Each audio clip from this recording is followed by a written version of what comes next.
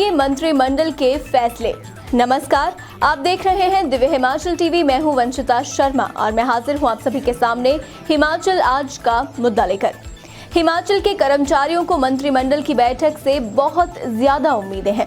शिमला में चल रही बैठक में सरकार कोरोना के मामलों और पड़ोसी राज्यों की रिपोर्ट की समीक्षा के साथ पुरानी पेंशन की बहाली को कमेटी, 2009 की भारत सरकार की नोटिफिकेशन लागू करने के साथ पंचायत वेटनरी फार्मासिस्ट को रेगुलर करने और पुलिस पे बैंड में संशोधन पर फैसला लेगी।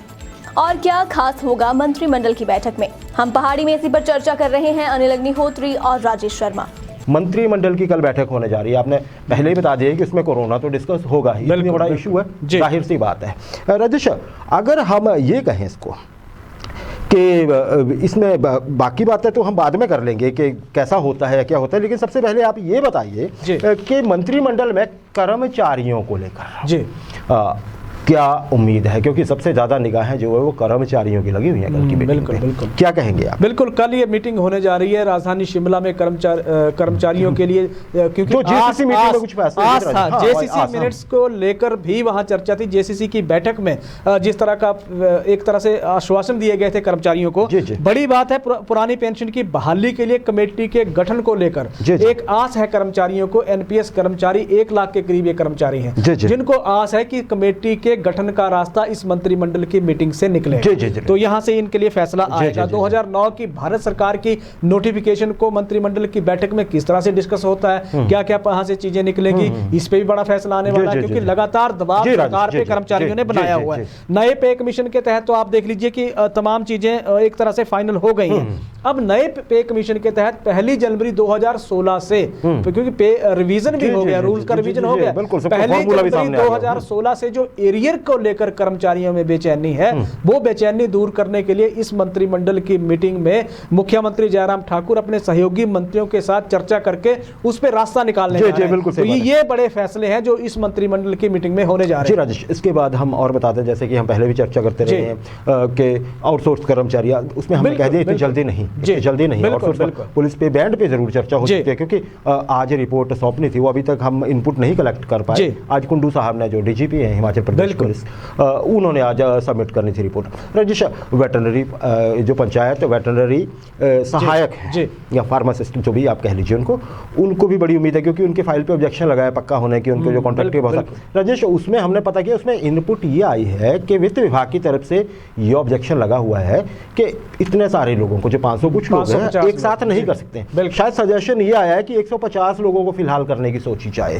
तो हालांकि ये पक्का नहीं है कि कल उस पर डिसीजन हो पाता है कि नहीं हो पाता है। सरकार इसको आगे परस्यू करती है, नहीं करती है। 576 राजेश, कितना 556 पे कल हमने बात की थी, वो मुख्यमंत्री से मिले भी हैं, तो मुख्यमंत्री ने ये कहा है, शायद जो प्रतिनिधिमंडल गया था, कि जो लोग नौकरी पे हैं उनकी नौकरी हम नहीं जानेंगे। तो ये बड़ा आश्वासन है। अब मंत्रिमंडल बेस पे कल चर्चा होती है कि नहीं होती है, ये अलग बात है। राजेश, अगर एजेंडा की बात करें हम, तो एजेंडा पे जो चीज़ें कन्फर्म है उनमें से एक तो हमें मालूम है कि ये मंत्रिमंडल के ये कोरोना पे फैसला होना है।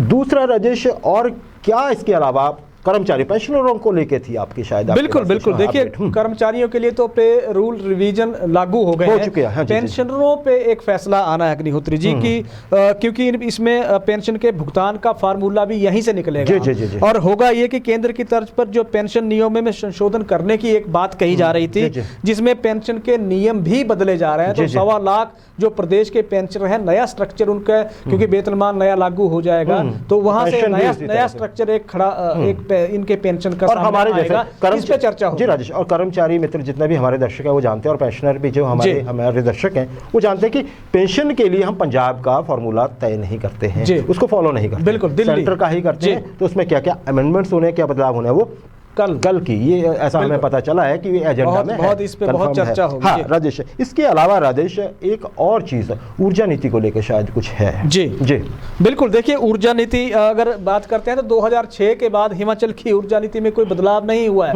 आप हाइड्रो की बात कर लीजिए, सोलर की बात कर लीजिए, विंड एनर्जी की बात कर लीजिए। पहले ये तय था, ये सरकार ने एक प्रोजेक्ट तैयार किया हुआ था इस पे कि प्रधानमंत्री नरेंद्र मोदी से ऊर्जा नीति लॉन्च करवाई जाएगी। लेकिन अब क्योंकि उस पर कल सीधे तौर पे ही फैसला होगा, शायद प्रधानमंत्री के पास वक्त नहीं है जिसको उनका बिजी शेड्यूल है, तो कल इस मंत्रिमंडल की बैठक में अब उसमें देखा जाएगा उसमें क्या चर्चा होगी, किस तरह से सरकार उसको लॉन्च कर रही है, उसमें क्या बड़ी बातें होंगी, इन्वेस्टर फ्रेंडली बनाए जाने की उम्मीद है राजेश। अब इसमें दो चीजें हैं, बिल्कुल इसमें जो सामने आएंगी वो दो चीजें आएंगी। एक तो निवेश के लिए, निवेशकों को रिझाने के लिए सरकार इसको सरल करने जा रही है, इसमें बिल्कुल सीधे तौर पे संशोधन, आपने ठीक कहा, संशोधन होने जा रहा है। दूसरा, आम आदमी को इससे लाभ किस तरह से डायरेक्ट सीधे तौर पे मिले, इस पे भी विचार किया जा रहा है। तो ये ऊर्जा नीति को लेकर हिमाचल एक तरह से स्टैंड हिमाचल सरकार ने ले लिया है, कल चर्चा इस पे होने जा रही है। राजेश, एक खेल नीति के भी आसार हैं, उस पे भी कुछ बात होती, पिछली बार सिर्फ एक ऑब्जेक्शन लगा था, बिल्कुल, तो उस पे क्या लगता है आपको? खेल नीति इसका बहुत से युवाओं को इंतजार है, पहले तो ये है कि ये क्या हो पाएगी और किस रूप में आएगी? देखिए, खेल नीति पे निश्चित रूप से चर्चा होगी, क्योंकि अब ये सरकार की नाक का एक तरह से सवाल बन गया है। पहले 11 दिसंबर इसकी डेट तय हो गई थी, धर्मशाला में इसकी लॉन्च के लिए वेन्यू भी तय हो गया था कि अनुराग ठाकुर केंद्रीय खेल मंत्री इसको लॉन्च करेंगे, घोषणा बिल्कुल। लेकिन इसके बीच में जो ऑब्जेक्शन लगा, वो ऑब्जेक्शन लगा था ओलंपिक खेल जो संघ हिमाचल का है उसकी ओर से ऑब्जेक्शन लगा था कि हमारे इसमें सुझाव नहीं लिए गए। अब वो सहमति हो गई है, सुझाव ले लिए गए हैं, उसको ऐड किया गया है, नहीं किया गया, ये पता कल चलेगा। कल अगर इसमें डिस्कशन होती है बिल्कुल, तो मतलब हो गया। एजेंडे में, मंत्रिमंडल के एजेंडे में ये चीज शामिल है। तो खेल नीति पे बहुत बड़ा एक तरह से फैसला होने जा रहा है, जो कल फैसला होगा, वहां से तारीख तय होगी कि इतनी तारीख को हम खेल नीति हिमाचल की लॉन्च कर रहे हैं। जी राजेश, हालांकि हम ये फिर कह देते हैं कि ये सारे मंत्रिमंडल का प्रेरोगेटिव होता है, बिल्कुल प्रेरोगेटिव होता है, क्योंकि कोरोना इस वक्त सबसे बड़ा कंसर्न है। तो कोरोना मंत्रिमंडल का कितना समय ले लेता है, क्योंकि प्रेजेंटेशन भी होनी है, हेल्थ डिपार्टमेंट की होनी है ना जी, ये सारी चीजें, उसके बाद डिसीजन होना है, लंबी चौड़ी बातें डिस्कस होंगी, तो उसमें कितना टाइम बच पाता है, क्या क्या मंत्रिमंडल करता है। लेकिन जो आसार है वो हमने आपसे डिस्कस किए।